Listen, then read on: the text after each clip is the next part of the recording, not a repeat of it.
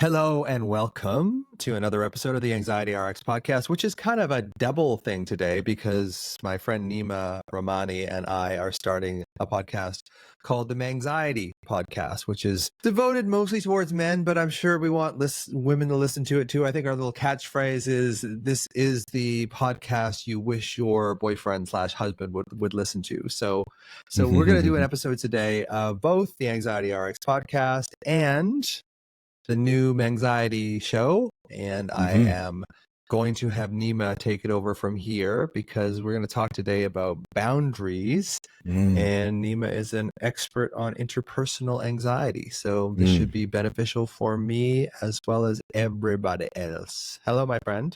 Hello, my friend. Dr. How are you doing? Russ, How are you, it's so good to see you. I didn't go to even medical school to be called Mr. Thank you very much. Let this be a reminder to you, this organization will not tolerate failure. I am very badly burned. Something funny happens.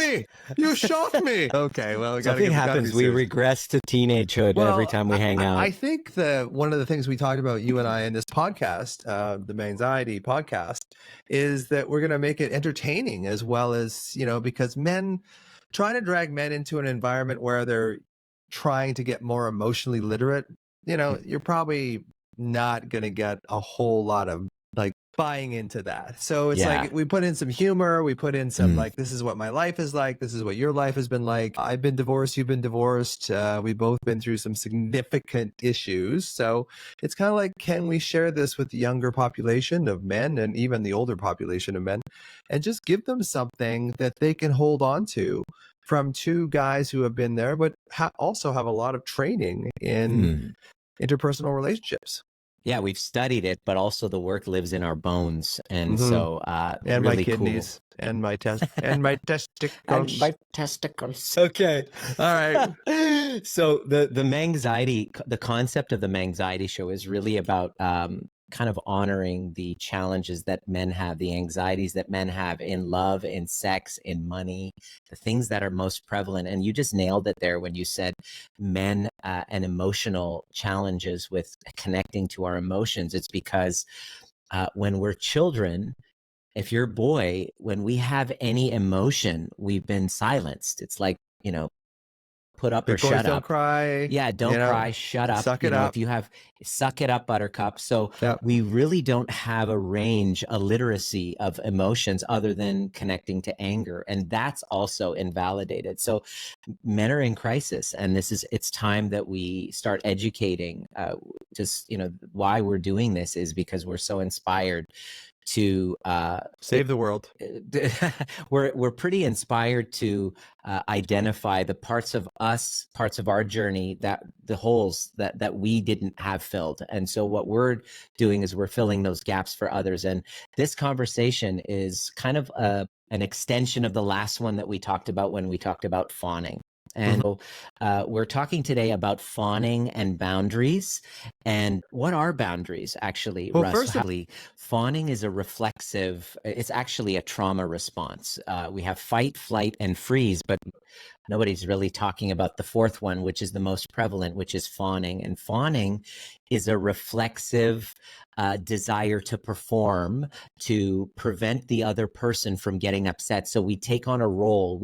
It's a niceness, it's a charm, it's a flattery, it's a doing charm. Things for other people, violating our own boundaries, to be like, this is the nice guy syndrome. Oh, I'll be really nice to her. Guy. Yeah. And it really is something that, if you are truly a nice guy, this is truly coming from your heart and your authenticity, absolutely. But if you're just doing this to sort of get a reaction and show her or whoever, look how great I am because I've done this, or look how nice I am because I brought you flowers, or I did this.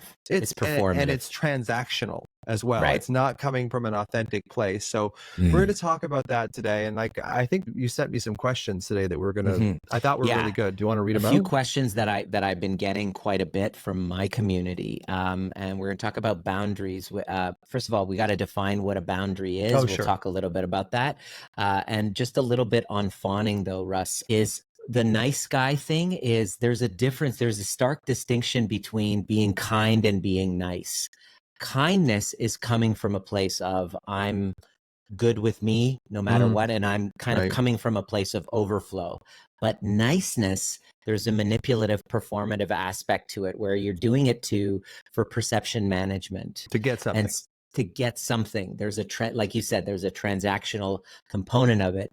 And so that often happens where we have a very blurred sense of boundaries. Can we kind of go over boundaries? Because that's a difficult thing to actually define. How would you define it from your training and your observation? Yeah, I think it's more of almost an existential thing. It's like from your family, you'll see how your mother interacts with you is basically a lot of where your boundaries come from. Your dad too, but your mother, is your mother one of these things? Oh, I'll get really upset if you don't come over for dinner on Saturday. I made your special meal. And it's just there is this sense, like, how do you feel when you're in interaction with this person? Do you feel like it's warm, it's comfortable, it's moving forward, or or at least it's in a comfortable space? Or do you feel like, oh, this person wants to get something from me, but because they're so nice to me, it's very hard for me to just kind of say no and establish my own boundary that no, I already have plans for this Saturday night. I can't come over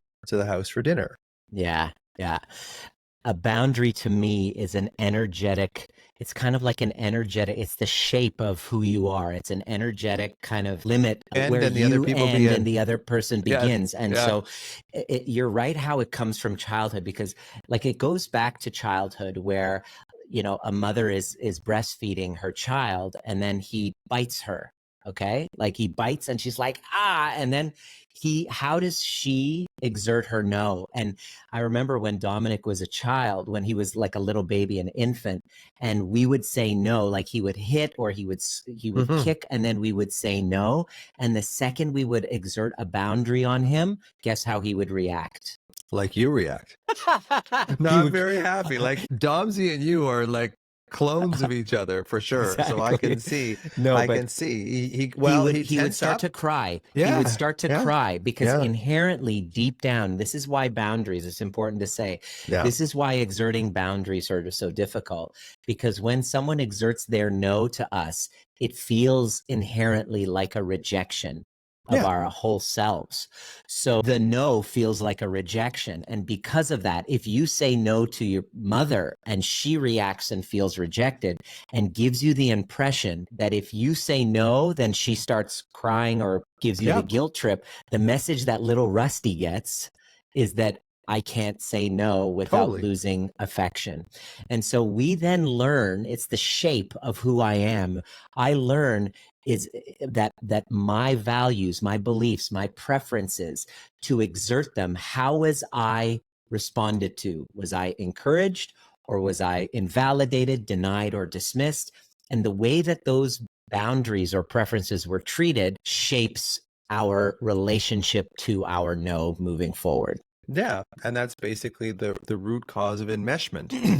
When you can't feel good about saying something for your own good, and for fear of disappointing, upsetting someone else, that's enmeshment, choosing you, codependence, choosing you. Enmeshment. Yeah. So, and if you choose you all the time, well, that's a different story. But there's certain types of boundaries. We have energy boundaries, we have emotional boundaries, we have time boundaries. Certainly things that we can be aware of, and it's just allowing people to understand that there are these components to our lives. Because if you grew up with an enmeshed family, you don't notice boundaries because you didn't have them. Yeah. You don't know where you begin and the other person ends. Absolutely. And the way that shows up is when mom is upset, everybody's upset. Yep. And naturally, and it's complicated. It's very nuanced too, because with parent-child relationship, a parent, in order to keep the child alive, must violate their boundaries in order to keep their child alive. Like last night, Diana was at a parent meeting with the teachers, with her teachers, and I was putting him to sleep, and I just was like, I just go the F to sleep. Just could you just, there's a book about that. Just go the F to sleep. And I could see that my boundaries were like, if he was an adult, I would be able to say, hey, I'm really tired. I got to honor what my boundaries are.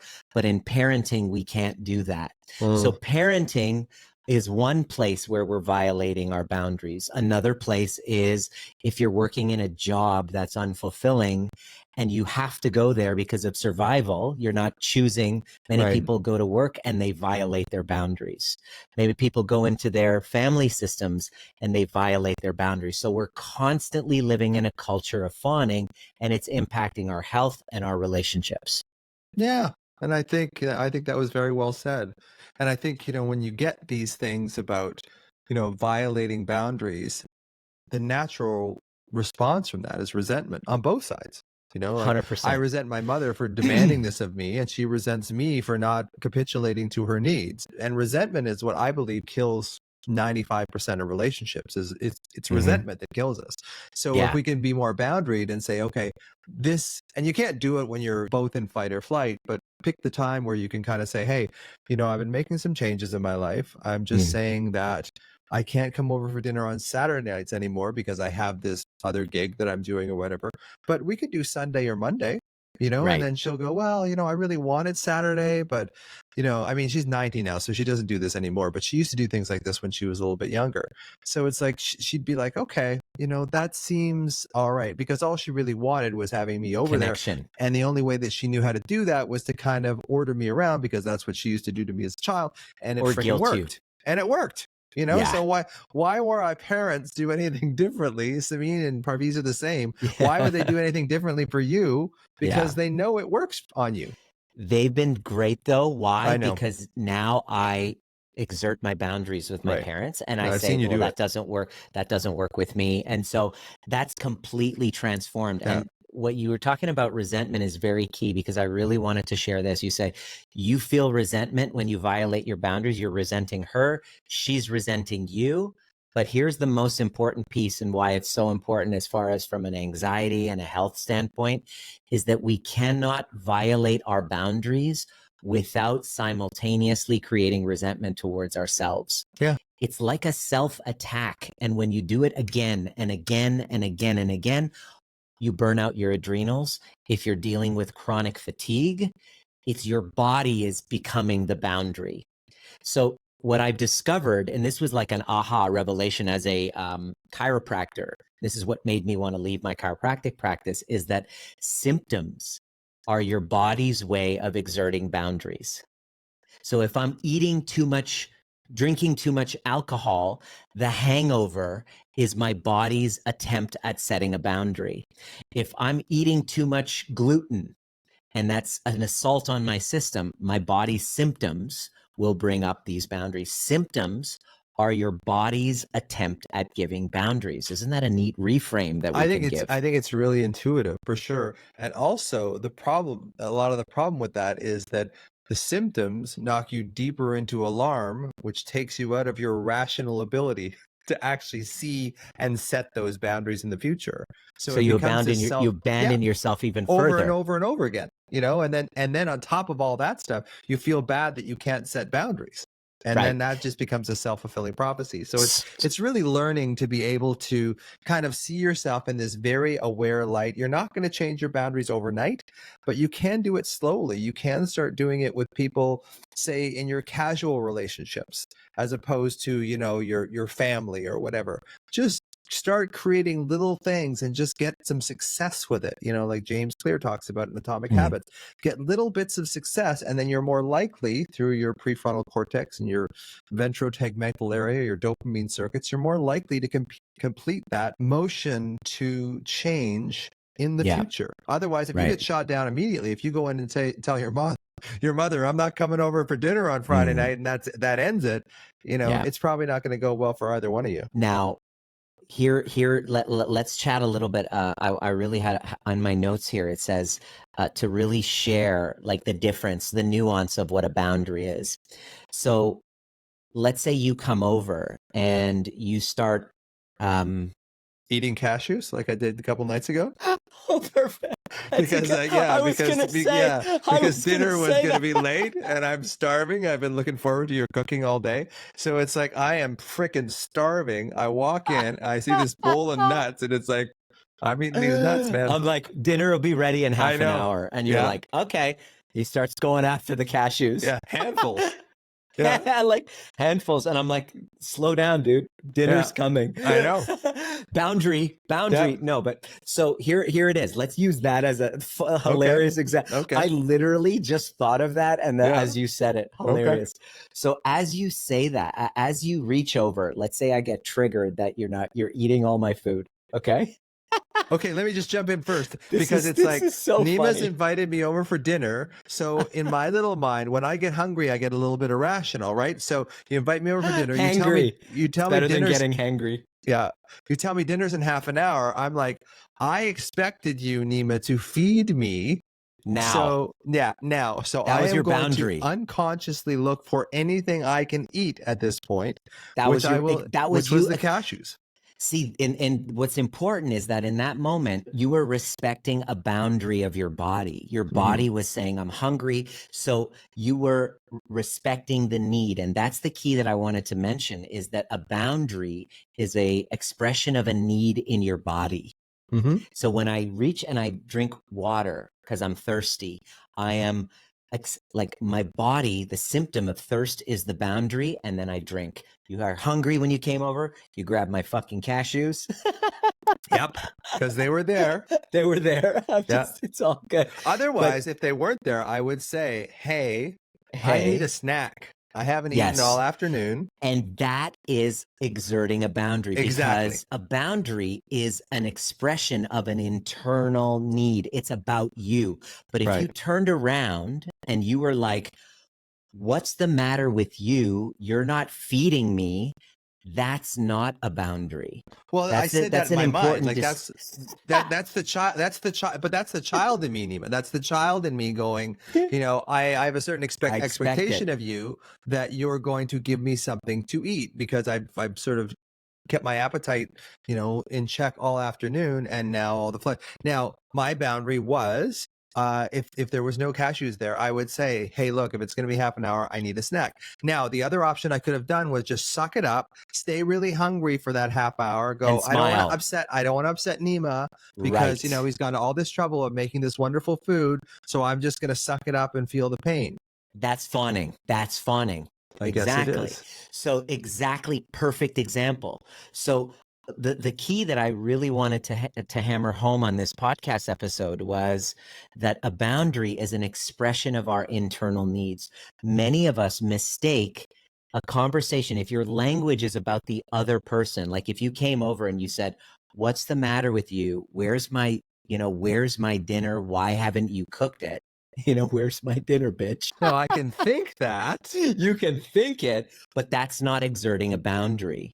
Yeah. That's being an asshole. Okay. So that's the distinction, because most of us don't exert our boundaries and share our boundaries, which is an expression of our internal need, because we don't want to be seen as the bad guy. Sure. We don't want to be seen as an asshole. So the key take home point is that, can you express a need that's internal?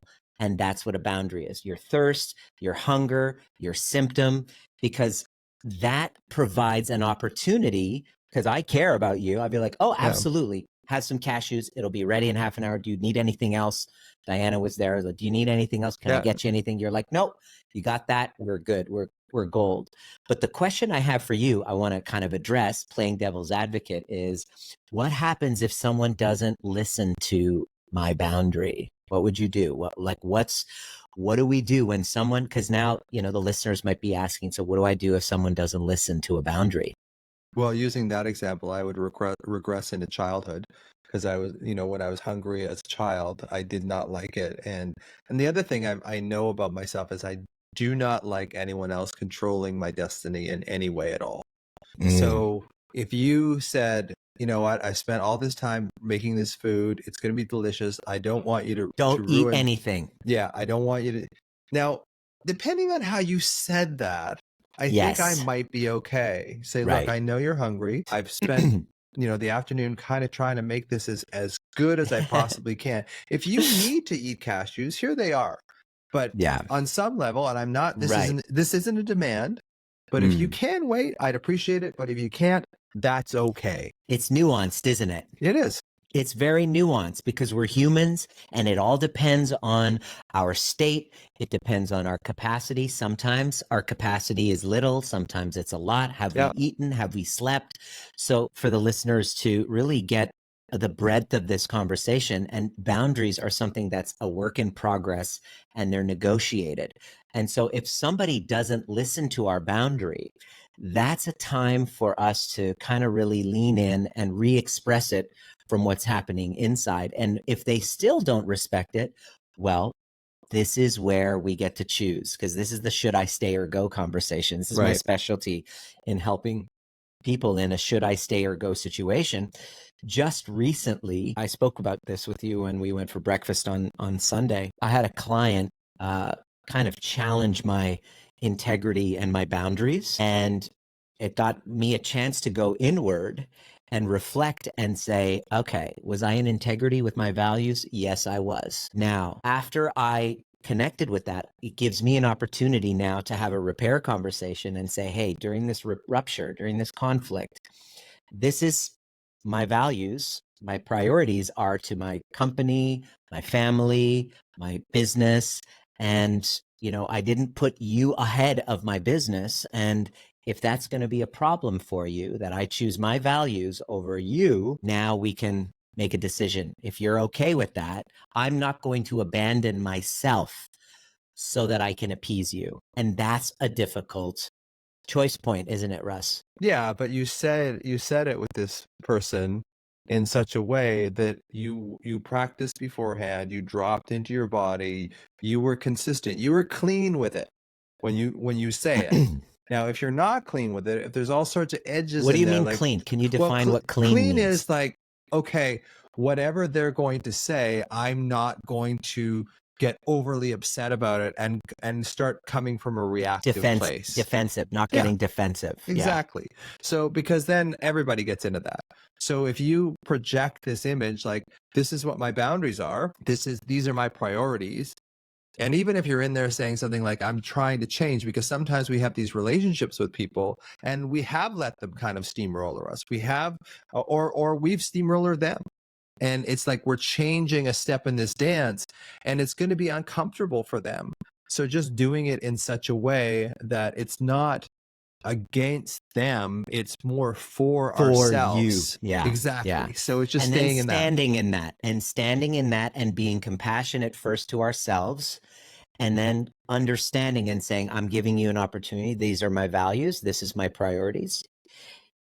I'm not going to abandon myself for you. Right. And what'll happen then is that you give them each other an opportunity. It's very nuanced. It might be we need to renegotiate our relationship, right? Like you and I, for example, our friendship we've done it a number has of gone times. through so many. That's what rupture and repair is. Kind of like the getting to know you phase when you're building a secure foundational relationship. If you're boundaried, if you're not boundaried, one of you is going to, just keep going along with the other one's demands, even though you don't see that they're reasonable. And then all the resentment builds up and then that doesn't go well at all. So it is about repair. It is about, creating and boundaries ultimately are creating a fertile ground for repair. You're not going to want to do this anymore with this particular person. You have to change it. You can't change it overnight, but you can start doing it slowly. But if you stay reserved within yourself and emotionally grounded, and that's what I mean about clean. I'm clean with this.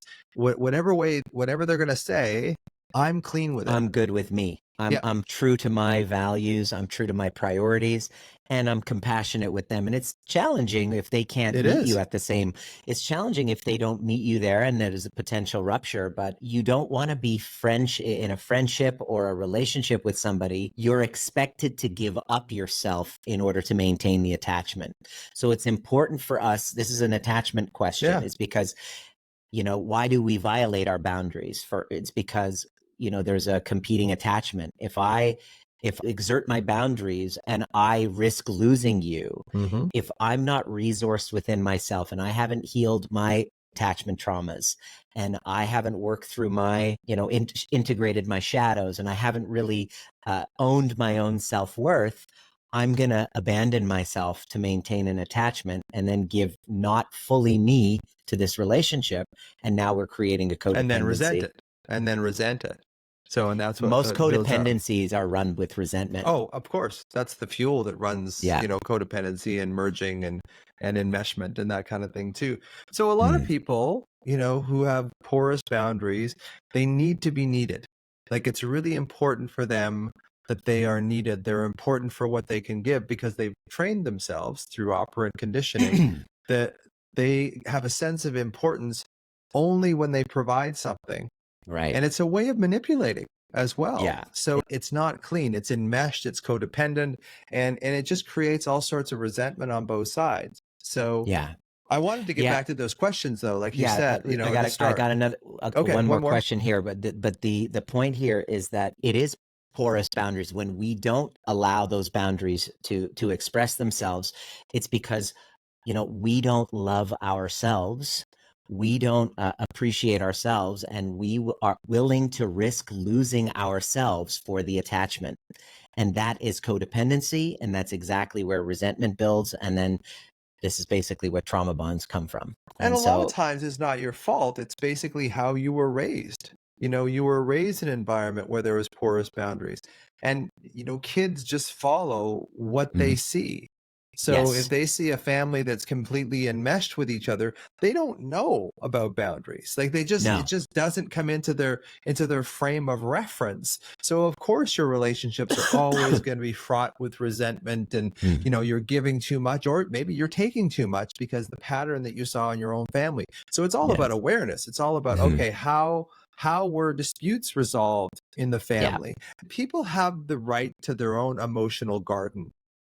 So you have 4 people in a family, and does everybody have their right to, mom's feeling upset? That doesn't necessarily mean that all the other 3 people in the family have to be upset as well. Often that's the case, but it's just like, does each member of the family, can they have their own garden? And can that garden be separate? Can you close the door to that garden so the other members can't come in? And that's fine.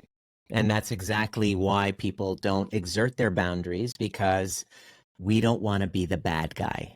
If I exert my boundaries and it offend you, then I'm the bad guy. So then I'll fawn and people please as a result. So number 2 question, that first one was what if someone...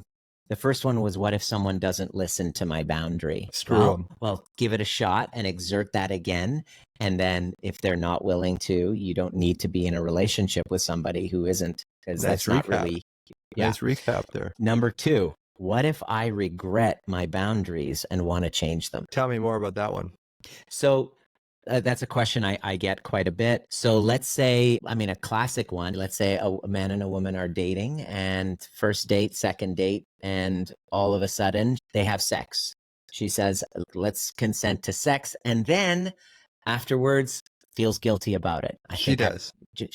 Let's say she does, or one of them do, right? That's the story that I hear from our cycle breaker students. Like, that would be the most standard, pretty standard, really. Pretty standard, actually. Pretty standard, really. And then all of a sudden they go back and they go, shit, I went a little too far. Now what do I do?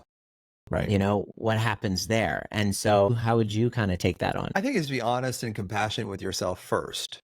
I think that's a lot of where we create so many problems. I had this story in my book about, how you get a donkey to do something. You either hit him with a stick or give him a carrot.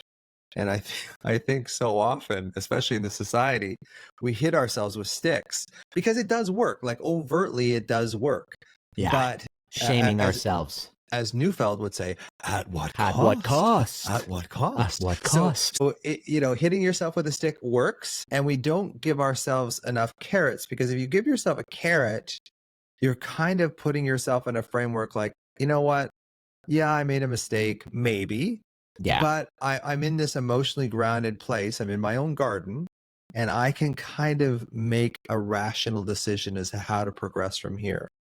Do I talk to this person? Do I text them? If they don't text me back, am I going to get devastated about this? Do I have actually awareness and control over this situation, or am I just going to tumble into my old patterns of behavior and probably, hit myself with a stick for the next 2 months.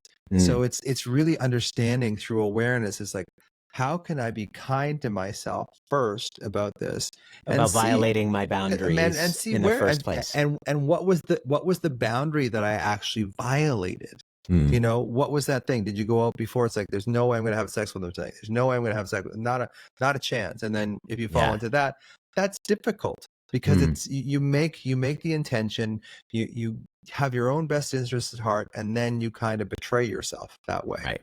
Yeah, that was So exactly it. We have to first be super duper compassionate with why we let our boundaries down. yeah. Boundaries are very difficult. Let me give you an example. This happened with me as well. Like in my community, I put everything into helping my clients win. Yep. And sometimes that means violating my own boundaries of time. Mm-hmm. So I get DMs when my clients get triggered. I teach my clients how to take their triggers and turn it into deeper self-love. Yep. Right? Similar to what you do within the context of relationships. So when they get into conflict, I will, in the midst of my weekends, start to respond to them. I've seen you do this many, many, many times. Yes. And my wife will sometimes remind me because I'm so immersed, sometimes enmeshed with really helping them win. And so sometimes, and when do the conflicts happen? Weekends, Sundays, Saturdays. They always get into conflicts on weekends. And so that's when the DMs and the Voxers start coming in. And then I start doing that. And so one day I just remember I was at the Vancouver Aquarium with my family, with Dominic and Diana, and I was helping a client through her trigger and her conflict. And then I just paused. And then I said, listen, I really have to keep my Sunday to my family, and let's reconvene this at another time. I really got to set a boundary. And guess what happened? Well, you felt better about yourself. I did. But what happened was she then was like, I'm so sorry. She went into a shame spiral.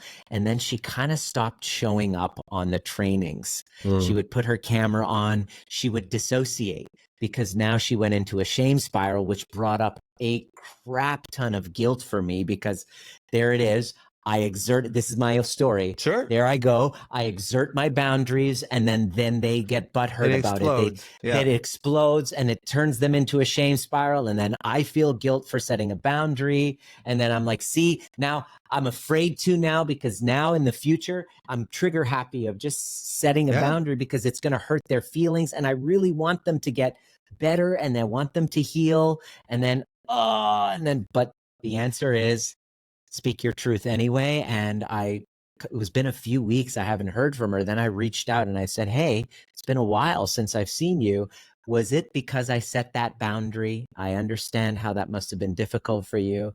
And I had to set it anyway. Let's repair. So the take home point is for this question of what if I want to change my boundary and set it is just be prepared for repair. Rupture and repair. Relationships are messy. Repair is messy. Be willing, have the willingness to repair. Especially with yourself, right? Like, give yourself an understanding. Like, she should give herself an understanding that, I overreacted. I overreacted. I felt guilty. I went into a shame spiral. But do I really need to do that? Like, what happened? So in that case, there's your need to be needed, which is quite powerful and overwhelming. And I'm glad to see that you're kind of moving away from that a little bit. And then her need to be heard at all hours of the day or whatever. So both of those things came into conflict, and compassionately, sounds like you were very compassionate when you said repair. it, because it's gonna cause some waves. Like, it's not gonna black be and white. uncomfortable, especially if you've been working on these boundaries, these templates, these organizational structures of your life for your whole life. It's going to be messy at first, and there's going to be that initial, maybe I'll just go back to people pleasing again because it was so familiar. It was so familiar. I'm getting punished for setting my boundaries again.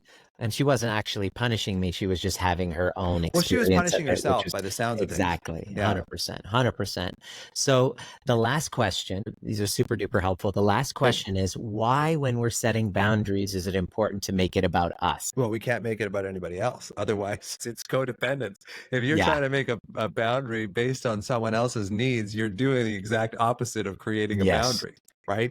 Focus So, on what's happening internally then. and this I notice specifically more with women than men, but it's hard to set a boundary where you may be disappointing someone.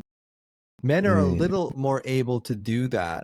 This is just a general rule, not always, but women are kind of like the glue of the society. So if they aren't available, it's really difficult, I find. Men are a little easier to be able to kind of go, look, I can't do this. It's not going to work for me, whatever. Yeah. But women, Not it's just available for part of that. their makeup to be connected, and especially connected through language.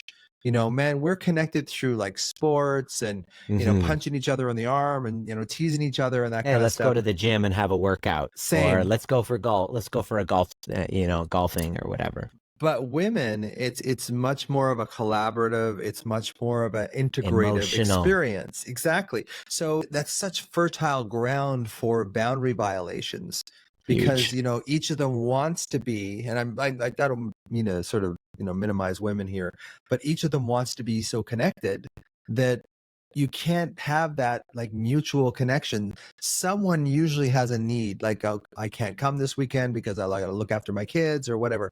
Someone usually has a need. And if they feel like they can't choose no, that's a big problem. And I think men have an easier time saying no than women do. So I think the boundary exercise is great for men because we don't really even think about boundaries to start with. But for women, just being compassionate with yourself while you're doing it and understand that it's going to be messy. It's going to be painful because you've gone through your whole life with this familiar program where you can kind of, this is the other thing women do, is they smooth things over. They smooth things over, right? Until the next blow up. Yeah. 100%. It is the fear of being abandoned. We have these two fears, the fear of abandonment and fear of engulfment, that are breathing down our necks. The fear of being abandoned by them so we don't say anything, or the fear of being consumed by them so we have to. So it's either we feel abandoned or consumed. And this is the two primary fears that we're all, the task of everyone to deal with within interpersonal relationships. So this is a huge topic. I mean, we could go on and on. And for days. Boundaries are something that are developed over time. What's the word? Flexible. They come and they go. They're come and they go. They're either super duper rigid. The idea is not to have such super rigid boundaries that we're imprisoned by them and we shut people away, and not completely porous where we lose ourselves. It's very nuanced. It's something that's negotiated through rupture and repair. So it's super important to have the skills to become trigger proof and to take conflict and turn it into deeper intimacy. One of the things I'm super grateful for about my relationship with you is that we have a secure relationship where you can speak what's going on. I can hear you can say your no, and I don't take it as an attack. You can see and the vice mistakes versa. I make. You can see the mistakes I make in my life and treat me with compassion. And I can see the mistakes you've made in your life and treat you with compassion as well. And I think if we did that as human beings, we would live just such easier life. And so when I talk about boundaries, it's basically I have like an ABC thing, like, right, awareness. Like, how do you feel when this person is interacting with you? Like, is it something that sort of gets your back up, or is it something like, oh, I really enjoy being with this person? That's the first thing. Now, sometimes we can have boundaries with a person that we really like, and we tend to sort of give them a little extra leeway because we really like them. Now, that's kind of a boundary violation too, and it's a bit of a nuance, but it's more being aware, like, how do I feel with this person? And then the next thing is like, go into your body, go into your breath, like, what really happens to me when I look at saying I've been invited to two different things on Saturday night. I'm going to have to disappoint one of them. How do I feel about disappointing this person? The and lesser of two evils. And you may even pick the one that hurts more because you think that that's probably a better choice, just in a perfect world. Of course, we don't live in a perfect world. And then just having compassion for yourself for setting those boundaries, because ultimately you are creating better relationships for yourself, better relationships for the other people that you're involved with, because the more boundary, the more you can stay in your own garden and they can stay in their garden, the more connected, ironically, you'll actually be. Right. Because you know that the person that you're in a relationship with isn't people pleasing to be with you. You're getting the authentic version of them, not the watered down, how would you feel? Transactional. Yeah. How would you feel if the person that's friends with you has been fawning with you the whole time? Yeah. Like that just feels gross. Right. And so we really have this deep desire for secure relationships.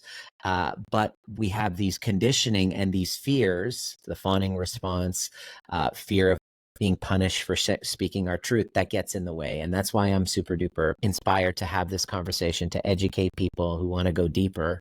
And I'm grateful to have you on the path with me educating.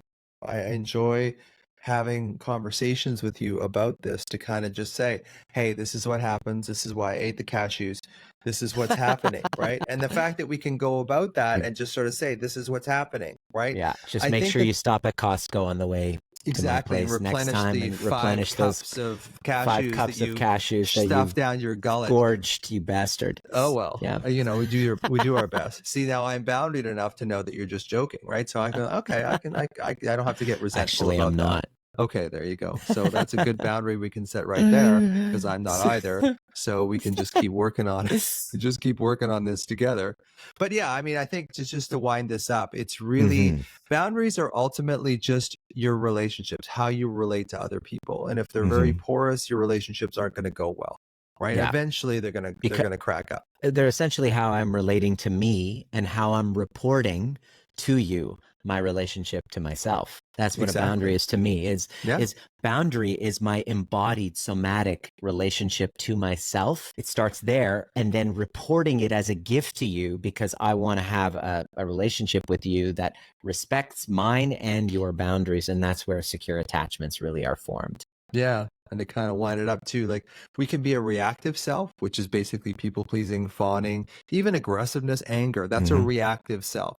It's very hard to have relationships that work when you're living in your reactive self. And a lot of us who had a lot of trauma as kids live on our reactive self. 100%. Now, can you be your authentic self? But you will only find your authentic self once you start setting boundaries, because if you're always in this, this cork in the ocean being thrown around, you never really know what it's like to be on dry land.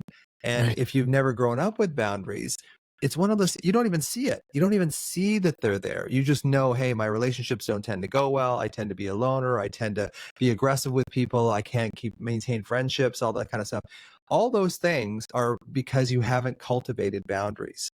And you're living in a sort of a transactional, semi-codependent, enmeshed world, which is a very difficult place to live. And it's a very bringing it back to anxiety, just to wrap it up, is a very anxious place to live, because if you don't stand for something, you'll fall for everything, or whatever the saying is. And that alarm will just keep building in your system. And the alarm will prevent you, ironically, from creating those boundaries, because you'll go back to the groove of how you interacted as a child. And that tends to not go well for you, especially if you had trauma as a child.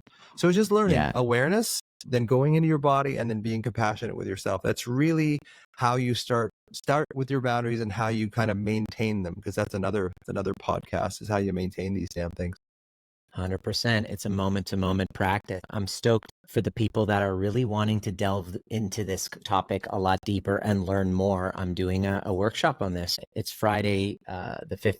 Is it the 15th of March? Yeah, it's coming up. I provide a link there. It's called From Fawning to Secure Boundaries, How to Elegantly Advocate for Yourself in Relationship. And what I'm teaching is how you can take responsibility to become kind of like your own inner advocate, so that you're not drowning yourself to please others. And we could talk about fawning, where that comes from. And then I have a little quiz that I do just during it's a 3-hour workshop, and it's only $30 for anybody who's Bambi super interested. In the quiz? Bambi, yeah. It's okay. Bambi, #Bambi no more Bambi and is kind of Thumper. the Yeah. Bambi and Thumper, exactly. And so there's a little quiz where we kind of give ourselves a rating on how our boundaries are, so we know exactly what to work on. Oh, that's good. And then there's going to be some somatic practices and ways to stop the fawning and the people pleasing so that we can pave the way for secure relationships. And that's coming up. And I really look forward to teaching that to the peeps that are ready to dive deeper in the conversation. Awesome. So I guess that's it for this particular episode of the Anxiety RX podcast and the Manxiety podcast. And as you say, we will see you at the next perfect time.